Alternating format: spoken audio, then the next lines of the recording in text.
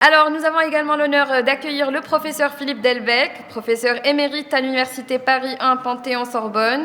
Il est l'une des grandes références du droit maritime contemporain, ainsi qu'en droit des contrats et des transports. Il occupe des fonctions de premier plan, notamment en tant que président de la Chambre arbitrale maritime de Paris et président de l'Association française du droit maritime. Donc, c'est arbitre expérimenté et auteur de nombreux ouvrages de référence. Il contribue activement à l'évolution du droit maritime et du commerce international. Il était difficile de résumer votre CV tellement impressionnant, Monsieur Delbecq. Donc, nous sommes honorés de vous donner la parole. Tenez. Donc, merci beaucoup pour cette présentation trop élogieuse. Merci à Mahmoud pour son invitation. Je suis vraiment très heureux, encore une fois, de revenir dans votre belle ville d'Alger, qui m'est chère, et d'autant plus heureux que nous allons parler un peu de droit maritime et développer des questions qui ont été déjà amorcées sur le plan économique, et je vais surtout développer les aspects juridiques de ces questions de financement de navires. Quelques mots pour introduire mon sujet. Inutile de vous dire que le financement des navires est tout à fait déterminant sur le plan économique. D'autant plus que l'État, les pouvoirs publics sont appelés à s'impliquer dans le financement des navires, ne serait-ce que pour soutenir les armateurs qui ont un rôle déterminant dans la vie économique, naturellement. Et souvent, l'État soutient les armateurs à travers des dispositifs fiscaux. Vous savez peut-être que l'on parle beaucoup aujourd'hui, en tout cas dans l'Union européenne, de la taxe au tonnage dont bénéficient les armateurs. C'est un avantage fiscal important qui est reconnu aux armateurs, et certains considèrent que cette taxe au tonnage est un avantage trop important donné aux armateurs. Cela dit, sur le plan juridique qui va nous intéresser quelques instants, je voudrais attirer votre attention sur les différentes techniques de financement et également sur les garanties qui sont prises par les financiers.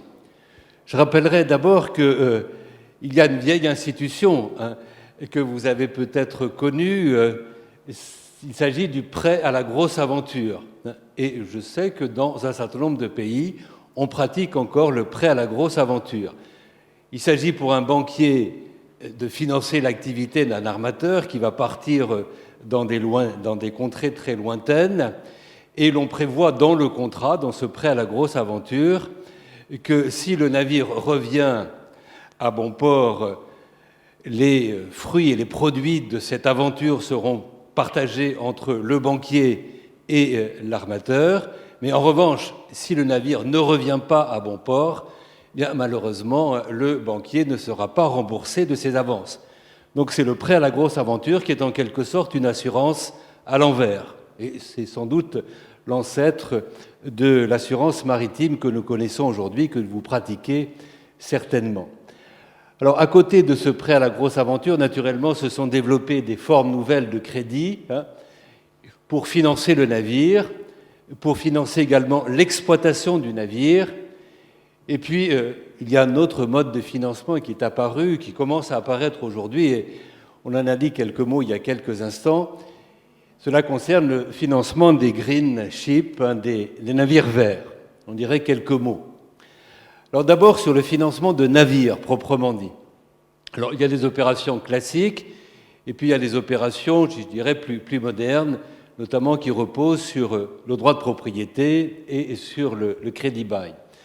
Alors s'agissant des opérations classiques, et pour envisager donc encore une fois les aspects juridiques, on peut naturellement s'intéresser d'abord au financement de l'équipement du navire. Alors, il ne faut pas changer un moteur, changer tel ou tel équipement. Donc, les banquiers peuvent intervenir, mais les banquiers ou les établissements de crédit prennent alors des garanties, des sûretés réelles. Il peut s'agir d'un gage ou encore des réserves de propriété pour se garantir contre les défauts de remboursement. Alors, ces sûretés, elles sont classiques, avec néanmoins une difficulté qui se pose, difficulté juridique qui se pose, car lorsque le navire est grevé d'une hypothèque et lorsque tel ou tel équipement est grevé d'une sûreté particulière, on peut se demander si la sûreté particulière est opposable à l'hypothèque, au créancier hypothécaire. Alors c'est une question qui n'est pas parfaitement résolue. En droit français, on a considéré que la réserve de propriété, la clause de réserve de propriété, on a vendu tel ou tel matériel avec une réserve de propriété, la réserve de propriété est opposable au créancier hypothécaire. Alors j'ajouterai que ces questions de financement de l'équipement seront peut-être modifiées dans quelques années, lorsque la convention du CAP, qui est une convention qui concerne précisément les sûretés réelles sur les aéronefs et sur les navires, sera ratifiée. Donc cette convention, elle sera, je l'espère, ratifiée parce qu'elle modernise le droit positif, et lorsque cette convention deviendra de droit positif, nous aurons certainement des règles juridiques beaucoup plus claires sur ces questions de sûreté réelle. S'agissant du financement du navire proprement dit, alors naturellement les banquiers, les établissements de crédit sont appelés à prêter de l'argent, à faire du crédit, à mettre des fonds à la disposition d'un emprunteur, d'un armateur. Alors il faut naturellement s'intéresser au montant du crédit, aux intérêts et aux clauses d'échéance. Et un contrat type BIMCO, de la BIMCO, a été mis au point sur le financement des navires. Alors, avec toute une série de clauses, vous trouvez sur Internet ce contrat type BIMCO qui vous permet d'avoir un cadre juridique relativement précis sur les droits et les obligations du prêteur et de l'emprunteur, de l'établissement de crédit et de l'armateur. Alors, je ne vais pas passer en revue naturellement toutes ces clauses.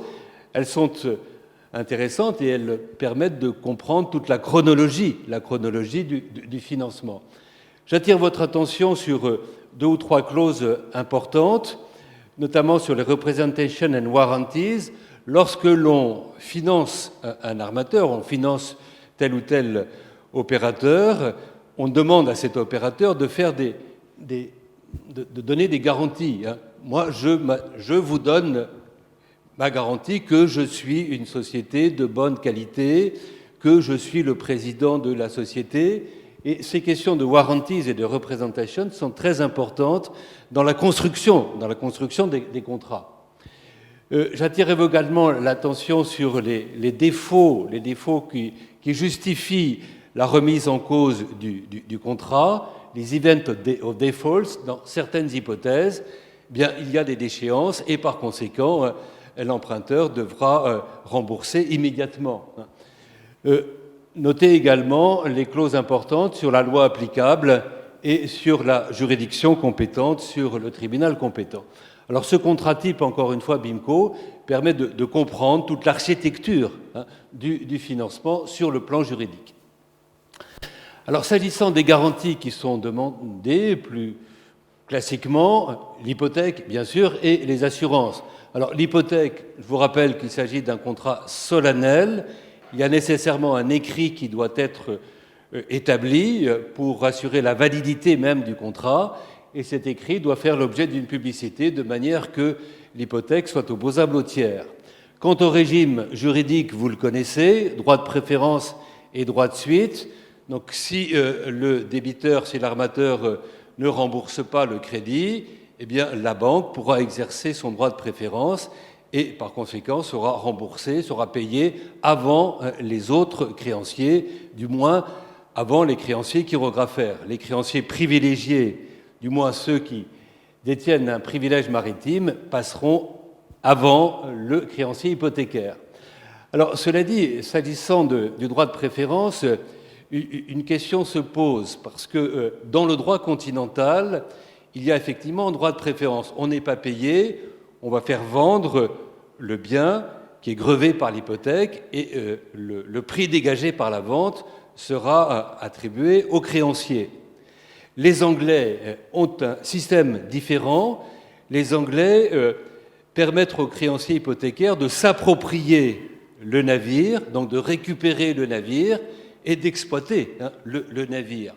Alors la question qui se pose aujourd'hui est de savoir justement si l'on peut permettre aux créanciers hypothécaires de stipuler ce que l'on appelle des pactes commissoires qui leur permettent, en cas de difficulté de l'emprunteur, de devenir propriétaires du navire et d'exploiter à leur tour le navire.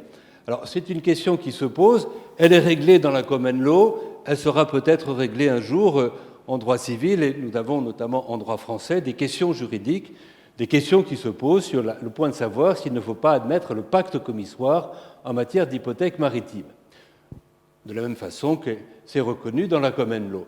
J'attire également votre attention sur la nouvelle convention de Pékin sur les ventes judiciaires de navires.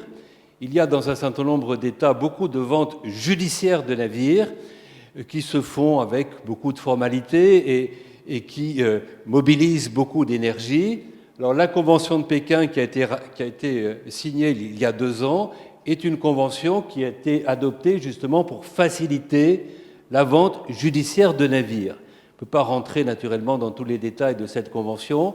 Cette convention est sur le point d'être ratifiée par un nombre important de pays et peut-être que l'Algérie serait intéressée justement par la ratification de cette convention, ce qui permet, encore une fois, grâce à ce nouveau texte, de vendre plus facilement les navires et d'assurer, si j'ose dire, plus facilement ensuite la circulation des navires.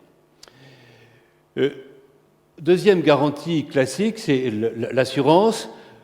La banque, généralement, va demander à l'emprunteur, à l'armateur, de souscrire une assurance corps. Il faut faire attention, naturellement, aux couvertures qui sont accordées par les assureurs corps. Vous savez qu'il y a beaucoup d'exclusions de garantie dans les assurances. On croit parfois être couvert par tous les risques, mais ce n'est pas le cas. Il y a de nombreuses exclusions de garantie qui sont valables dans la mesure où ces exclusions sont formelles et limitées. Donc il faut toujours porter une attention importante aux couvertures qui sont proposées par les assureurs. J'ajoute que les indemnités qui sont dues par l'assureur lorsque le sinistre se réalise, les indemnités sont généralement déléguées au profit de la banque qui a financé l'acquisition du navire ou la construction du navire. Cette question de délégation des indemnités en cas de sinistre est naturellement une question importante. Elle doit être bien stipulée dans le contrat même de financement, de manière que la banque puisse bénéficier de ces indemnités. Autre garantie, on les a évoquées tout à l'heure, le nantissement de part de la société holding qui donc détient les différentes sociétés qui exploitent le navire, ou parfois des cautionnements. Alors, le modèle le plus récent de financement, on en a parlé, c'est le crédit-bail de navire, ou leasing, est une opération à 3 personnes. Alors, sur le plan économique, le bailleur, le crédit-bailleur, a un rôle purement financier, mais sur le plan juridique, les choses sont différentes. Il y a d'abord la relation entre le fournisseur et le constructeur et le crédit-bailleur, et ensuite la relation entre le crédit-bailleur et le crédit-preneur. Donc il y a une analyse juridique qui n'est pas la même, naturellement, que l'analyse purement économique. Alors le crédit-bail suppose qu'il y ait un contrat d'abord entre un constructeur ou un fournisseur et la banque, le crédit-bailleur, qui est généralement un contrat de vente. Il y a ensuite un contrat de bail conclu entre la société de crédit-bail, la société de financement et l'utilisateur qui sera l'armateur.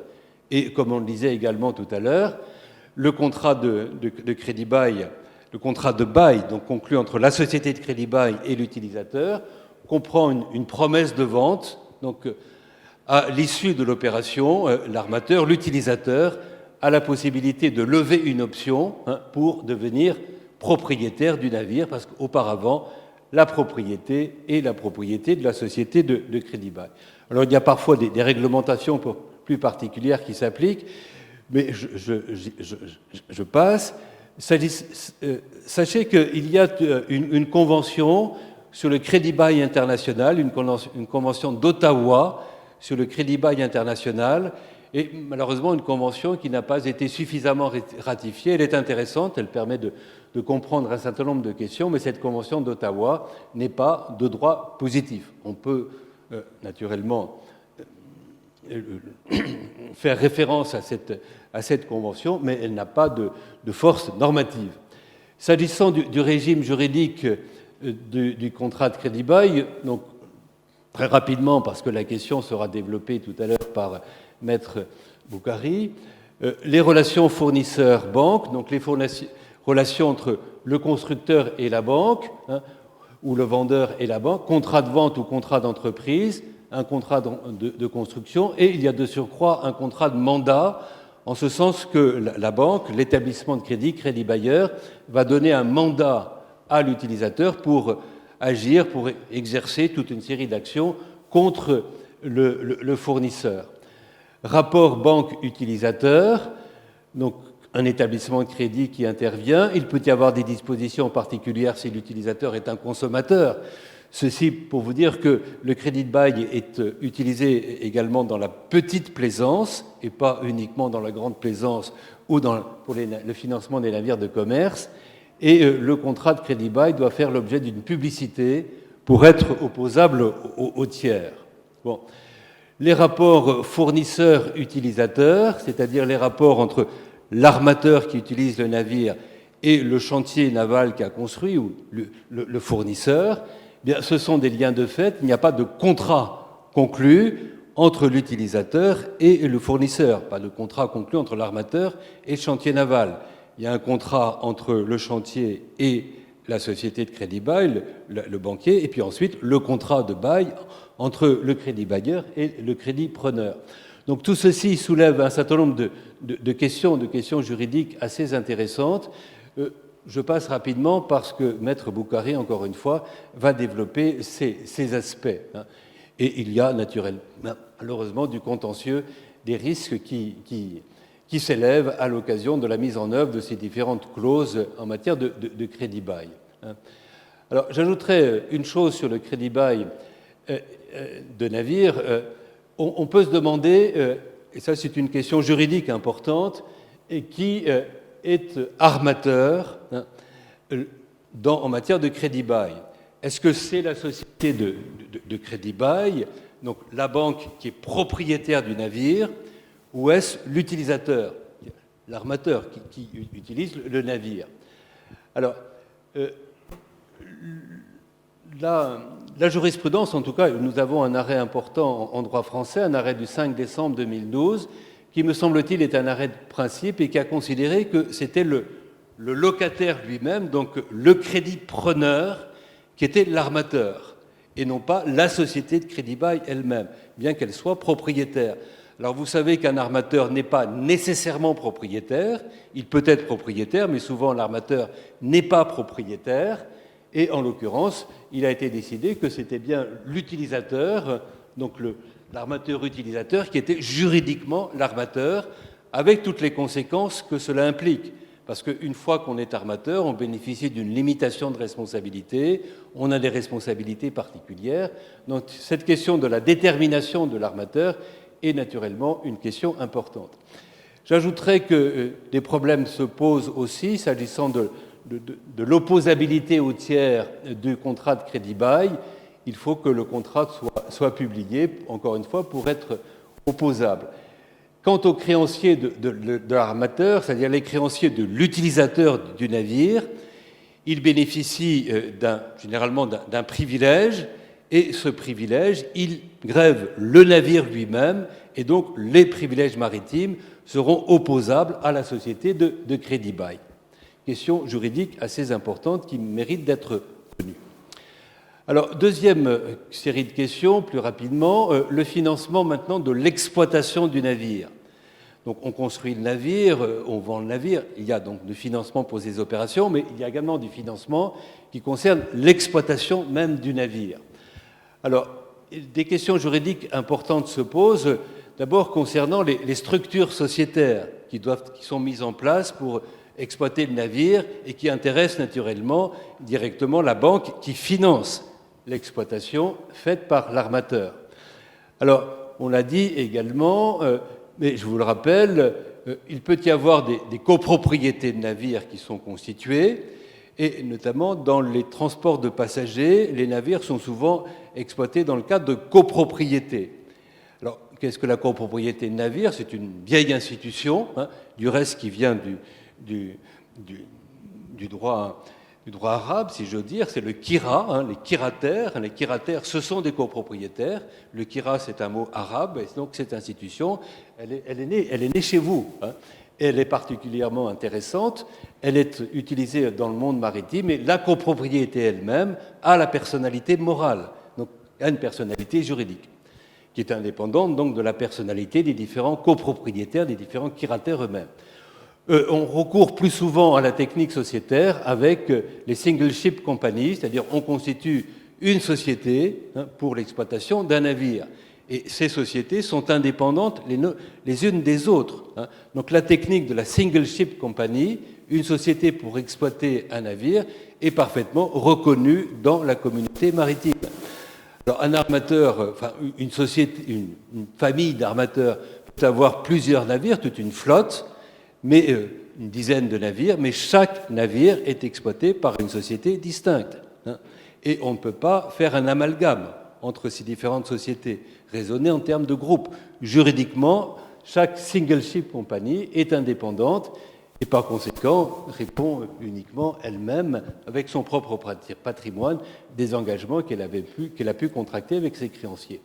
Quant aux techniques qui sont mises au point, la location, le time charter, le bareboat, naturellement. J'ajouterais également aussi, cela a été évoqué, qu'on recourt assez souvent aujourd'hui à des sociétés de management, le ship manager. On recourt également à des sociétés de manning qui sont là pour gérer l'équipage. Donc, à côté de ces différents contrats classiques, de la location, de la vente, etc., les contrats de management commencent à se développer, mais ces contrats ne sont pas toujours très, très clairs. Il y a une certaine opacité autour de ces contrats de management. Donc, si vous êtes appelé à passer des contrats de management, faites attention aux différentes clauses qui peuvent être stipulées, parce que très souvent, les ship managers, les managers, stipulent de larges clauses d'exonération de responsabilité. Donc, ce qui entraîne des difficultés lorsque on cherche à rechercher la responsabilité de ces managers. Il peut y avoir également, c'est plus technique, des contrats financiers, des dérivés maritimes qui sont mis au point pour faciliter le financement de l'exploitation. Là, on retrouve des techniques d'options, de forward freight agreement, des techniques qui ne sont pas propres au monde maritime, mais qui sont assez souvent utilisées aujourd'hui par les armateurs et par les banquiers pour financer l'exploitation. J'ajouterais également qu'une autre garantie, cela a été aussi évoqué, une autre garantie est la délégation de fret. Donc l'armateur exploite, donc il a des clients, et le client, le chargeur ou l'affréteur, qui est débiteur à l'égard de l'armateur, s'engage à payer le fret, non pas à l'armateur lui-même, mais à la banque qui finance l'exploitation de l'armateur. La technique de la délégation, une technique qui est très classique, qui est très reconnue par le droit positif et qui est très efficace parce que l'engagement qui est pris par le délégué est un engagement indépendant, délégué à l'égard du délégataire est indépendant du rapport principal. Alors, je termine par quelques mots sur cette troisième série de techniques que l'on trouve aujourd'hui, le financement des navires verts. Alors, il y a deux séries de questions, me semble-t-il, qui se posent ou qui vont se poser. D'abord, le financement de l'investissement supplémentaire dans un navire vert. Le navire vert, le green ship, naturellement, les coûts sont beaucoup plus importants, donc le capital financier à financer sera plus important. Donc il faut déterminer ce capital supplémentaire et peut-être aussi trouver d'autres techniques sociétaires, des techniques sociétaires plus appropriées pour que la banque ait précisément toutes les garanties, la banque qui finance ait toutes les garanties. Il faut s'intéresser également au financement des coûts supplémentaires dans l'exploitation du navire vert, donc déterminer ces coûts supplémentaires et de savoir comment on va couvrir ces surcoûts. Alors, j'ajoute qu'il y a une clause aujourd'hui importante, c'est la clause Fuel UU BIMCO. Il y a un règlement européen aujourd'hui sur le fuel et sur peut-être la décarbonation des navires. Et le BIMCO a mis au point une clause particulière, justement pour savoir comment on va vont se répartir les coûts supplémentaires entre le fretteur et l'affréteur du navire, lorsqu'il y a un affrètement à temps, qui va payer ce coût supplémentaire. Alors c'est extrêmement difficile de le savoir. Il y a néanmoins une clause une clause type qui a été mise au point par le BIMCO. Là aussi, cette clause type, vous la trouvez sur Internet ou dans le site de BIMCO, mais vous verrez que cette clause n'est pas facile à mettre en œuvre. Et donc, il y a des questions juridiques qui se posent, il y aura certainement des difficultés qui vont se poser au regard de l'interprétation de cette fameuse clause. Voilà ce que je me permettais de vous dire sur ce financement des navires. Merci de votre attention. Excusez-moi d'avoir été un peu long.